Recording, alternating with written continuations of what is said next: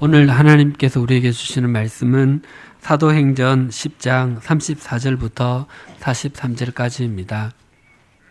베드로가 입을 열어 말하되 내가 참으로 하나님은 사람의 외모를 보지 아니하시고 각 나라 중 하나님을 경외하며 의를 행하는 사람은 다 받으시는 줄 깨달았도다. 만유의 주 되신 예수 그리스도로 말미암아 화평의 복음을 전하사 이스라엘 자손들에게 보내신 말씀 곧 요한이 그 세례를 반포한 후에 갈릴리에서 시작하여 온 유대에 두루 전파된 그것을 너희도 알거니와 하나님이 나사렛 예수에게 성령과 능력을 기름 붓듯 하셨음에 그가 두루 다니시며 선한 일을 행하시고 마귀에게 눌린 모든 사람을 고치셨으니 이는 하나님이 함께 하셨음이라. 우리는 유대인의 땅과 예루살렘에서 그가 행하신 모든 일의 증인이라. 그를 그들이 나무에 달아 죽였으나 하나님이 사흘 만에 다시 살리사 나타내시되 모든 백성에게 하신 것이 아니요 오직 미리 택하신 증인 곧 죽은 자 가운데서 부활하신 후 그를 모시고 음식을 먹은 우리에게 하신 것이라. 우리에게 명하사 백성에게 전도하되 하나님이 살아있는 자와 죽은 자의 재판장으로 정하신 자가 곧 이 사람인 것을 증언하게 하셨고 그에 대하여 모든 선지자도 증언하되 그를 믿는 사람들이 다 그의 이름을 힘입어 죄 사함을 받는다 하였느니라. 아멘. 고넬료 일행에게 복음은 화평의 복음이요 화평의 복음은 가난과 무지와 질병과 멸시의 땅인 갈릴리에서부터 시작되었음을 밝힌 베드로는 이제 복음의 핵심인 예수 그리스도를 소개하고 있습니다. 38절을 보시겠습니다. 하나님이 나사렛 예수에게 성령과 능력을 기름 붓듯 하셨음에 그가 두루 다니시며 선한 일을 행하시고 마귀에게 눌린 모든 사람을 고치셨으니 이는 하나님이 함께 하셨습니다. 베드로는 먼저 예수 그리스도를 가리켜 나사렛 예수라고 고넬료 일행에게 소개했습니다. 본래 유대인들의 이름에는 별도의 성이 없었습니다. 유대인들은 모두 하나님께서 창조하신 아담의 혈통을 이어받았기에 혈통을 구별하기 위한 성이 달리 필요치 않았던 것입니다. 그러나 성이 없이 짧은 이름만을 모든 사람들이 지니다 보니 이름이 똑같은 동명이인들이 수없이 생겨나게 되었습니다. 그래서 유대인들은 사람 이름 앞에 출신 지역이나 혹은 부모님 이름을 붙여서 같은 이름의 사람을 구별하곤 했습니다. 이를테면 예수님을 배신한 유다가 가룟 지역 출신이라고 해서 가룟 유다라고 부르므로 다른 유다와 구별하고 후에 왕이 된 다윗을 이새의 아들 다윗이라고 칭함으로 같은 이름의 다른 다윗과 구별하는 시기였습니다. 베드로가 주님을 나사렛 예수라고 부른 것은 이와 무관하지 않았습니다. 예수란 이름의 의미는 구원자입니다. 그런데 주님께서 이 땅에 오시기 전에 자칭 예수, 다시 말해서 자칭 구원자들이 많았습니다. 특히 예수 그리스도의 강림, 부활, 승천 이후에는 자칭 예수들이 더 많아졌습니다. 그래서 베드로는 고넬료 일행에게 그 많은 예수들 가운데에 예수 그리스도를 구별해서 부르기 위해서 갈릴리 나사렛에서 목수 생활을 하셨던 바로 그 예수라는 의미로 나사렛 예수라 불렀던 것입니다. 하지만 베드로가 주님을 나사렛 예수라고 불렀던 데에는 이보다 더 깊은 의미가 담겨 있습니다. 베드로는 예수님의 부활과 승천을 바로 예수님 곁에서 목격했던 사람입니다. 바꾸어 말씀드리면 베드로는 이 땅에 오신 예수님께서 성자 하나님이시요 하나님의 아들 되심을 누구보다도 정확하게 경험하고 확인하고 알고 있었습니다. 그럼에도 불구하고 베드로는 이방인 고넬료 일행에게 하나님의 아들 예수라거나 성자 하나님 예수라고 주님을 소개하지 않았습니다. 단지 나사렛 예수라고만 소개했습니다. 예수님의 인성, 즉 인간 되신 예수님을 강조하기 위함이었습니다. 예수님께서 물론 인간을 죄에서 구원하시기 위해서 이 땅에 친히 오신 임마누엘 하나님이셨지만 그렇다고 해서 하나님께서 인간과 다른 모습으로 오신 것은 아니었습니다. 예수님께서도 아침이면 일어나 한낮 동안에 일하시다가 밤이 되면 잠자리에 누우시고 하루 세끼 끼니를 매일 걸으시지 아니하시고 슬플 때는 눈물 지으시고 기쁠 때는 웃으시고 두 발로 땅 위를 걷고 두 눈으로 세상을 보는 우리와 똑같은 인간이셨습니다. 베드로는 이 사실을 강조하기 위해서 주님을 일반 사람을 소개하는 방식과 똑같은 방법을 택해서 나사렛 예수라고 불렀습니다. 그리스도인들은 예수 그리스도를 쫓아 사는 사람들입니다. 다시 말씀드리면 그리스도인은 예수 그리스도를 본받고 닮아가는 사람들입니다. 만약에 이 땅에 오신 예수님께서 인성 없이 신성만 갖고 계셨더라면 이 세상에 주님을 닮는 그리스도인은 존재하지 못할 것입니다. 비천하고 미천한 인간이 거룩하신 하나님을 본받아 살아간다고 하는 것은 참새가 황새를 쫓아가는 것보다 더 어려운, 아예 불가능한 일이기 때문입니다. 그러나 예수님께서는 인간으로 이 땅에 오셔서 이 세상 속에서 우리와 같은 인간으로 사셨습니다. 그래서 우리가 비록 보잘것없긴 하지만 우리 역시도 주님을 본받고 주님을 닮아 살아갈 수 있는 힘과 용기와 소망을 얻게 됩니다. 인간이 하나님을 닮아간다는 것은 애당초 불가능하지만 인간이 인간을 본받고 닮아간다는 것은 얼마든지 가능한 일이기 때문입니다. 이런 관점에서 베드로가 이방인 고넬료 일행에게 하나님의 아들 예수 혹은 성자 하나님 예수라고 예수님을 소개하지 않고 먼저 나사렛 예수라고 소개한 것은 아직까지 예수님을 알지 못하는 그 이방인들을 위한 적절한 배려였음을 알게 됩니다. 다시 38절을 보시겠습니다.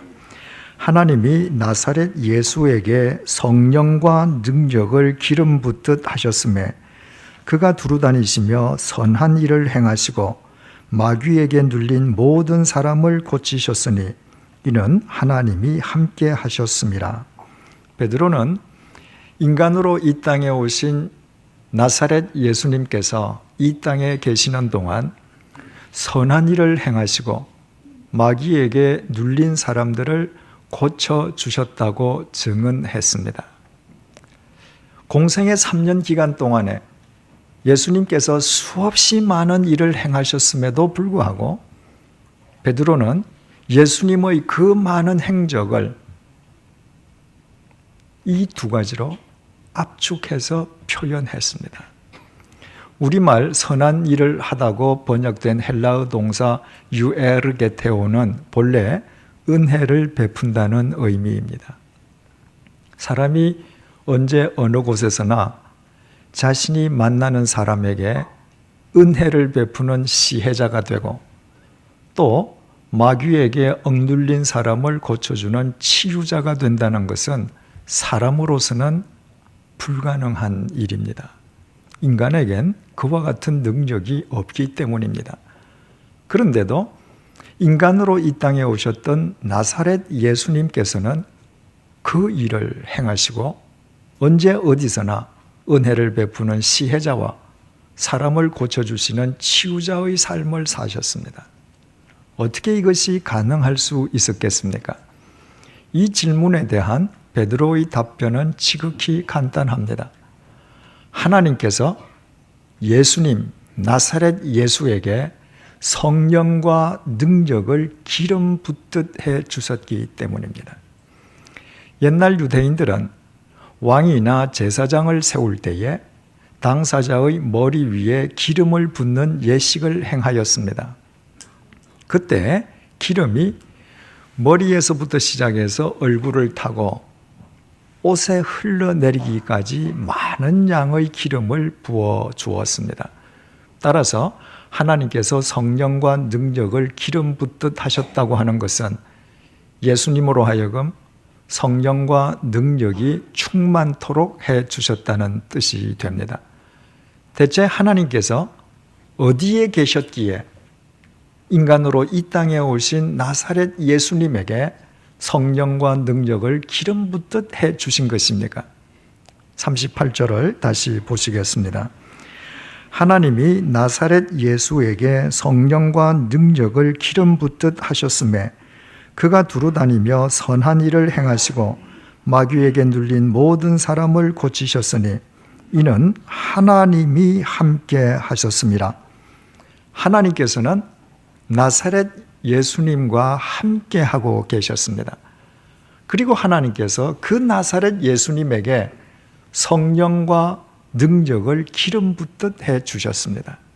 그렇다면 하나님께서 나사렛 예수와 함께 하셨다는 사실과 하나님께서 그 나사렛 예수에게 성령과 능력을 기름 붓듯 해 주셨다는 사실, 그 양자 사이에 무엇이 있었는지를 우리는 알게 됩니다. 두말할 것도 없이 하나님에 대한 예수님의 자기 의탁이었습니다.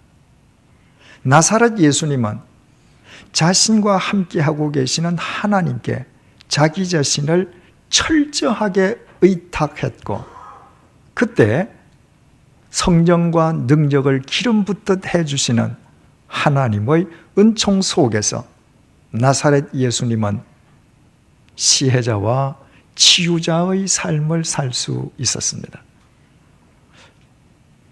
이 사실로부터 우리는 중요한 두 가지 깨달음을 얻게 됩니다.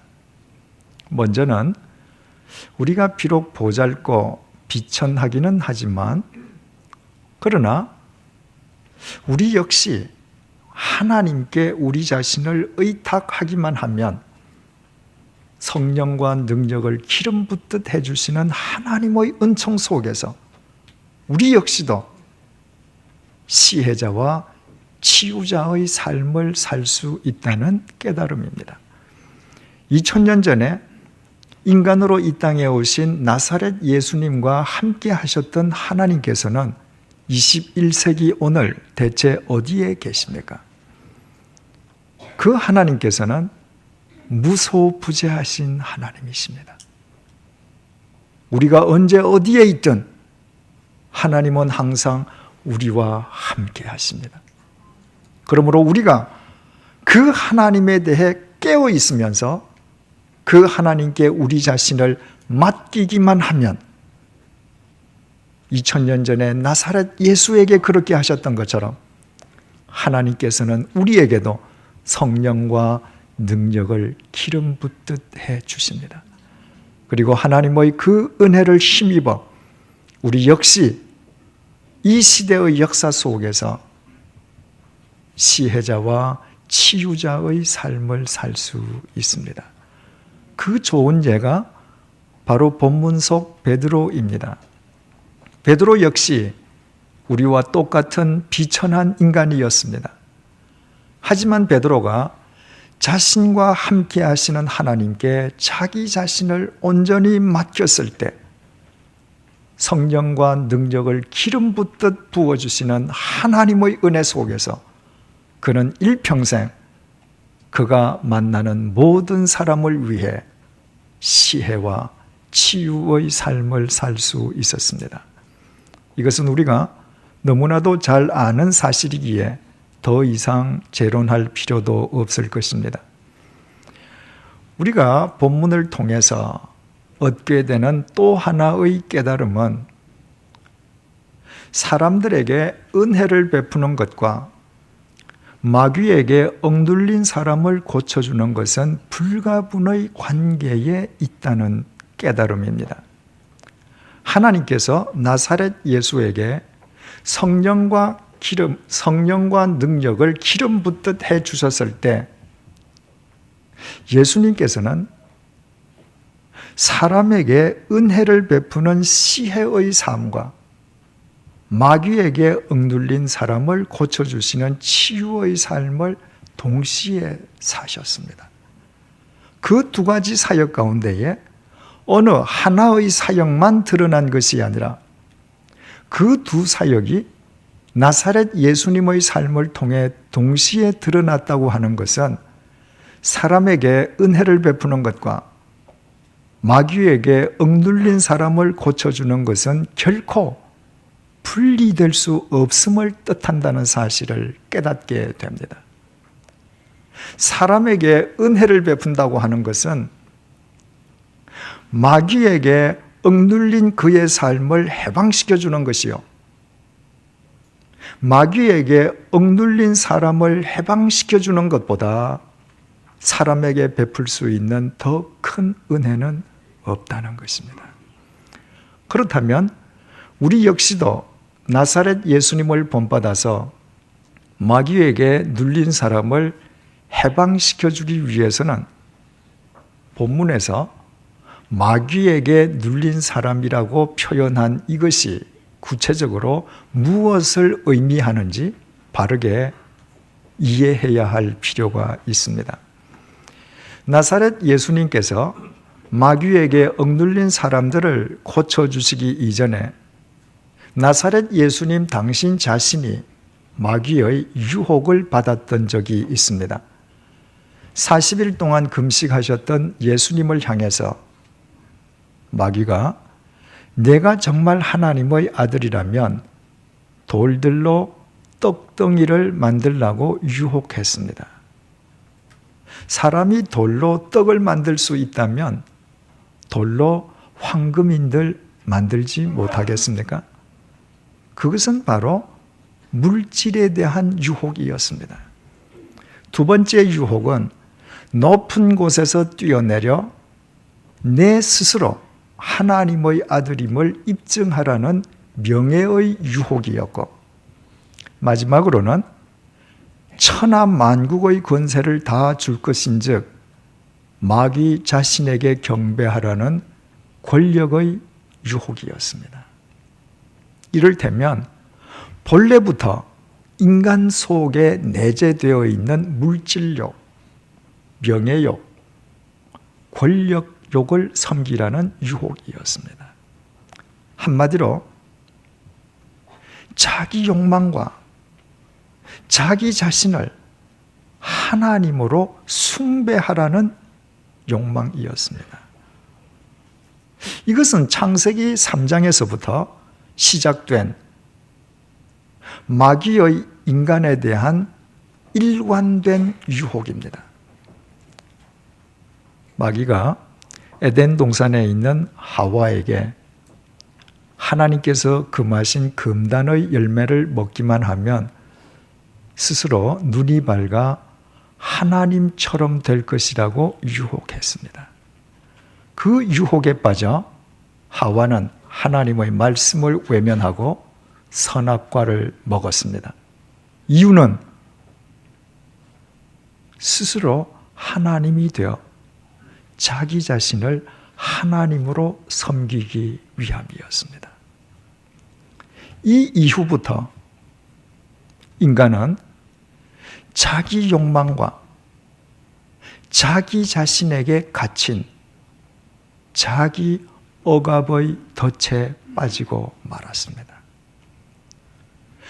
고작 몇십 년 살다가 공동묘지에서 한 줌의 흙으로 끝나버릴 인생이 자기 욕망과 자기 자신을 하나님으로 숭배한다는 것은 그 결과가 반드시 죽음으로 끝날 수밖에 없기에 인간이 스스로 자기 자신을 자기 억압의 덫 속에 가두는 것은 가장 확실하게 자신을 파멸시키는 첩경입니다. 바로 이것이 마귀가 노리는 바입니다.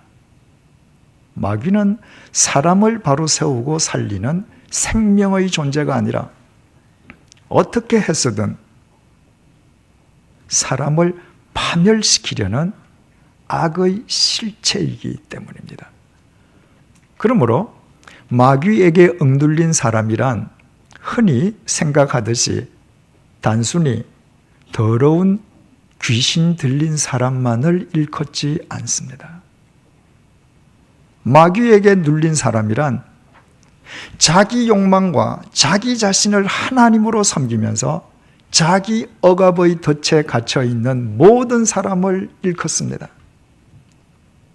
인간이 하나님을 외면하고 자기 욕망과 자기 자신을 섬기는 자기 억압의 덫에 갇혀 하루하루 죽음을 향해 치닫고 있다는 사실 자체가 당사자가 의식하든 의식하지 못하든 이미 그가 마귀의 덫에 빠져 있음을 의미하기 때문입니다.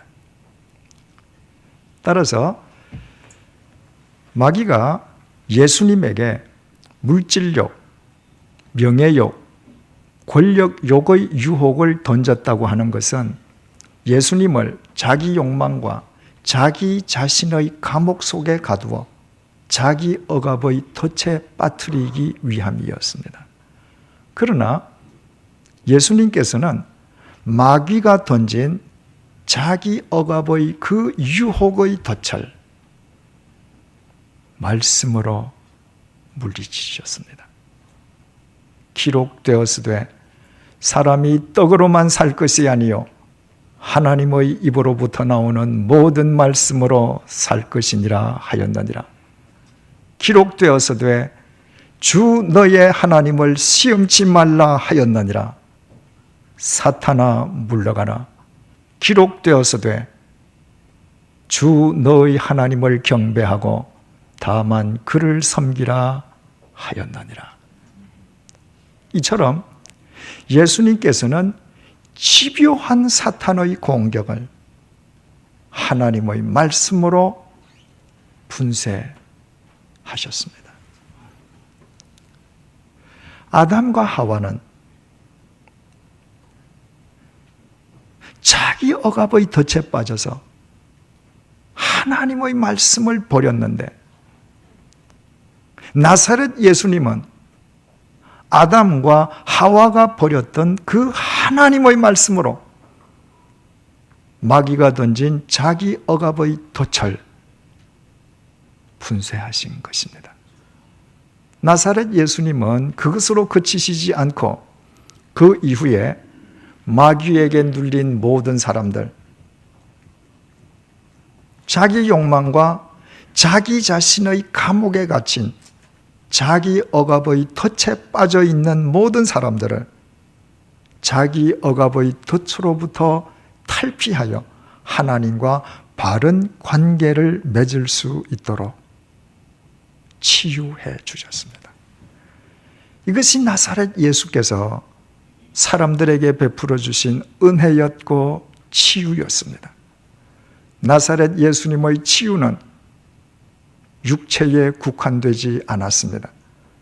나사렛 예수님의 치유는 영육간의 전인적인 치유였고 공동묘지에서 한 줌의 흙으로 끝나버릴 인생을 하나님 안에서 영원히 살리는 영원한 치유였습니다. 중요한 것은 인간으로 이 땅에 오신 나사렛 예수님께서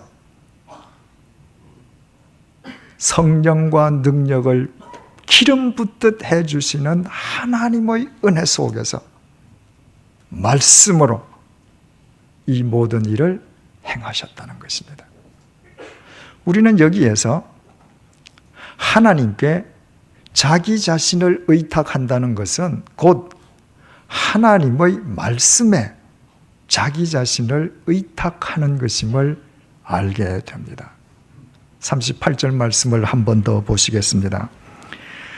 하나님이 나사렛 예수에게 성령과 능력을 기름 붓듯 하셨음에 그가 두루다니시며 선한 일을 행하시고 마귀에게 눌린 모든 사람을 고치셨으니 이는 하나님이 함께 하셨습니다. 하나님께서 나사렛 예수님과 함께 하셨고 또 하나님께서 나사렛 예수님께 성령과 능력을 기름 붓듯 해주셨는데 그 사이에 하나님에 대한 예수님의 자기 의탁이 있었음은 이미 언급한 바와 같습니다. 그런데 하나님에 대한 예수님의 자기 의탁은 추상적인 구호이거나 감정적인 선언이 결코 아니었습니다. 하나님에 대한 예수님의 자기 의탁은 구체적으로 하나님의 말씀에 대한 자기 의탁으로 나타났습니다. 이미 말씀드린 것처럼 사탄의 유혹을 예수님께서는 모두 말씀으로 물리치셨습니다. 사람이 떡으로만 살 것이 아니요 하나님의 입으로부터 나오는 모든 말씀으로 살 것이니라. 이것은 신명기 8장 말씀입니다. 주 너의 하나님을 시험하지 말라. 이것은 신명기 6장 16절 말씀입니다. 주 너의 하나님께 경배하고 다만 그를 섬기라. 이것은 신명기 6장 13절 말씀입니다. 예수님께서는 말씀으로 사탄의 유혹을 물리치시되 당신의 말씀이 아니라 하나님의 말씀으로 물리치셨습니다. 예수님께서는 철저하게 당신 존재의 뿌리를 하나님의 말씀에 내리셨고 당신의 삶으로 하나님의 말씀을 지켰습니다. 그 말씀으로 예수님께서는 사탄이 던진 자기 억압의 덫을 완벽하게 물리치실 수 있었습니다. 왜 사탄의 모든 유혹은 하나님의 말씀에 의해서만 분쇄할 수 있는 것입니까? 오직 하나님의 말씀 속에서만 모든 유혹의 본질과 실체를 바르게 정확하게 분별할 수 있기 때문입니다. 오직 하나님의 말씀 속에서만 물질은 아무리 태산처럼 많이 쌓여 있어도 내 코끝에 호흡이 있는 동안 이 세상에서만 필요한 삶의 수단일 뿐 내 죽음 이후까지도 책임져 줄 수 있는 삶의 목적이 될 수 없음을 바르게 깨달을 수 있습니다. 삶의 수단에 지나지 않는 물질을 삶의 목적으로 삼는다고 하는 것은 죽음 이후를 책임져 주지도 못할 물질과 단 한 번밖에 없는 자기의 생명을 맞바꾸는 허망하게 자기 인생을 스스로 갉아먹는 어리석은 짓임을 오직 하나님의 말씀 속에서만 확인할 수 있습니다. 오직 하나님의 말씀 속에서만 나의 죽음 이후까지 나를 영원히 책임져 줄 수 있는 것은 영원하신 하나님의 영원한 말씀뿐임을 깨닫게 됩니다. 오직 하나님의 말씀 속에서만 명예는 집착이나 추구의 대상이 아니라 하나님의 말씀을 쫓는 신실한 삶이 수반하는 결과임을 알게 됩니다. 오직 하나님의 말씀 속에서만 천하만국 권세를 주겠다는 마귀의 유혹이 새빨간 거짓말임을 알게 됩니다. 주님께서 나라와 권세와 영광이 영원히 아버지께 있사옵나이다 라고 기도하게 하신 것처럼 오직 하나님의 말씀 속에서만 이 세상의 모든 권세는 하나님께 속해 있고 위로부터 주어지는 것임을 알게 됩니다. 그래서 오직 말씀 속에서만 이 세상 그 어떤 권세이든 권세 그 자체를 삶의 목적으로 삼다가 비참하게 자기 파멸하는 어리석음을 범치 않고 어떤 권세이든 주어진 권세의 겸손한 청지기로 살아갈 수 있습니다. 이처럼 오직 하나님의 말씀 속에서만 모든 유혹의 본질과 실체를 바르게 분별할 수 있기에 하나님의 말씀으로만 사탄이 던지는 모든 자기 억압의 덫을 깨트릴 수 있습니다. 아담과 하와가 자기 억압의 덫에 빠졌던 것은 하나님의 말씀을 버렸기 때문입니다. 하나님께서 분명히 말씀하셨습니다. 선악과를 먹으면 너는 정령이 죽으리라.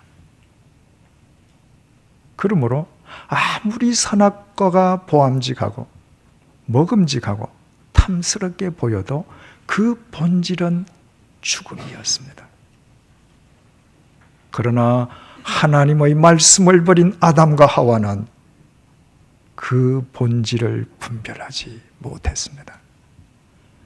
그래서 자기 욕망에 스스로 갇혀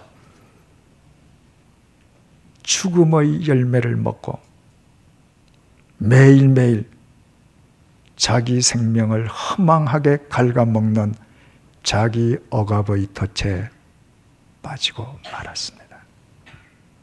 오직 하나님의 말씀 속에서만 모든 유혹의 본질과 실체를 바르게 분별하고 물리칠 수 있는 것은 하나님께서 말씀에 뿌리를 내린 사람에게 말씀을 통해 성령과 능력을 기름 붓듯 해 주시기 때문입니다. 사랑하는 교우 여러분, 지난 일주일 동안 어떤 삶을 사셨습니까? 혹 삶의 수단에 지나지 않는 물질과 명예와 권력을 삶의 목적으로 삼느라 자기 욕망과 자기 자신에게 스스로 갇힌 자기 억압의 삶을 사신 것은 아닙니까? 만약 그렇다면 우리가 아무리 오늘 성경을 들고 예배당을 찾아 나왔다 할지라도 우리는 여전히 마귀에게 억눌린 사람들이요. 지난 일주일 동안의 그 귀한 생명을 욕망으로 덧없이 스스로 갉아먹은 어리석은 인간일 수밖에 없습니다. 우리가 정령 진정한 그리스도인이라면 참 생명의 의미와 가치가 무엇인지 바르게 깨닫고 있는 그리스도인이라면 계속해서 이런 삶을 살 수는 없지 않겠습니까?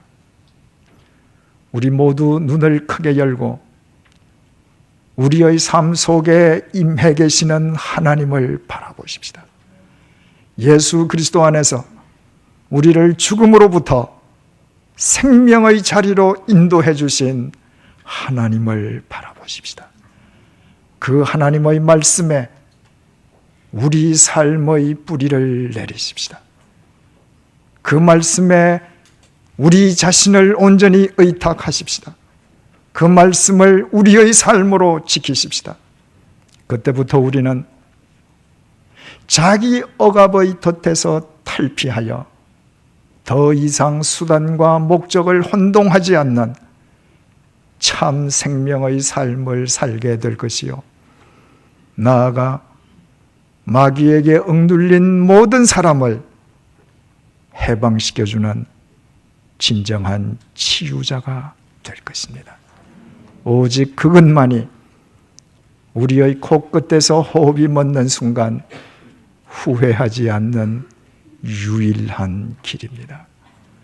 자기 욕망과 자기 자신에게 스스로를 가두는 자기 억압의 덫에서 탈피한 사람의 삶만 죽음이 아니라 영원한 생명으로 이어지기 때문입니다.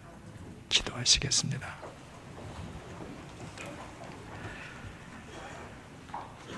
하나님, 아담과 하와가 마귀의 유혹에 빠져 하나님의 말씀을 외면하고 금단의 열매를 범한 이후 마귀에게 억눌린 인간은 늘 자기 욕망과 자기 자신을 숭배하는 자기 억압의 덫에 갇혀 있습니다. 그래서 삶의 수단이어야 할 물질 그 자체를 목적으로 섬기다가 지금 온 세계가 경제 위기의 곤욕을 치르고 있습니다. 하나님을 믿는 우리 역시 예외는 아니었습니다. 지난 일주일 동안에도 하나님의 자녀라기보다는 마귀에게 억눌린 삶을 사느라 인생의 수단과 목적을 혼동하였습니다. 그래서 자기 억압의 덫에 갇혀 일주일이라는 우리의 귀중한 생명을 허망한 욕망으로 덧없이 갉아먹고 말았습니다. 그럼에도 우리를 포기하시지 않고 오늘도 우리를 사랑하고 불러주신 하나님 아버지, 우리의 영안을 열어주셔서 항상 우리의 삶에 임해 계시는 하나님 아버지를 뵐 수 있게 하여 주옵소서. 오직 영원하신 아버지의 말씀에 우리 삶의 뿌리를 내리고 아버지의 말씀 속에 거하도록 도와주옵소서. 그와 같은 우리에게 성령과 능력을 기름 붓듯 부어주시어 마귀가 던지는 모든 유혹의 본질과 실체를 아버지의 말씀 속에서 바르게 분별하게 도와주옵소서. 더 이상 죽음의 행진이 아니라 참 생명의 삶을 살게 하옵소서. 하나님의 말씀 속에서 우리 모두 나사렛 예수님을 본받아 자기 억압의 덫으로부터 자유하게 하시고 마귀에게 눌린 모든 사람을 자유하게 하는 진정한 그리스도인이 되게 하여 주옵소서. 그리하여 우리의 코끝에 호흡이 있는 동안에는 세상 사람들이 예수를 닮아가는 우리의 삶을 통해 나사렛 예수님을 보게 하여 주옵소서. 그리고 우리의 코끝에서 호흡이 멎는 순간에는 하나님 아버지 앞에서 추호의 후회도 없게 하여 주옵소서. 예수님의 이름으로 기도드립니다. 아멘.